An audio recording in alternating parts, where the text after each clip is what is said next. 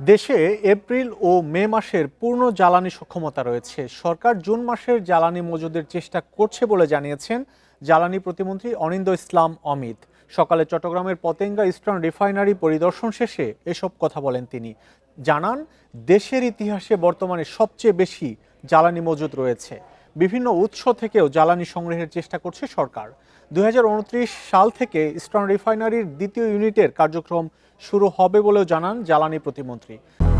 200-র বেশি সার্ভিস ও ফিচারে লেনদেনের সব বিকাশ অ্যাপে সম্ভব।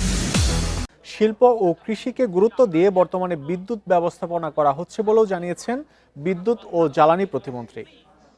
আমরা যা বলছি এই কথার উপর আপনারা প্রথম দিন থেকেই বাংলাদেশের ইতিহাসে সবচাইতে বেশি পরিশোধিত জ্বালানি আমাদের মজুদ রয়েছে এবং যেটি নিশ্চিত সরবরাহ লাইনে আছে সেটিকে বিবেচনায় নিয়ে বলতে পারি এপ্রিল এবং মে মাসে যেটি জ্বালানি চাহিদা সেটি পূরণের পূর্ণ সক্ষমতা বাংলাদেশ সরকারের রয়েছে এবং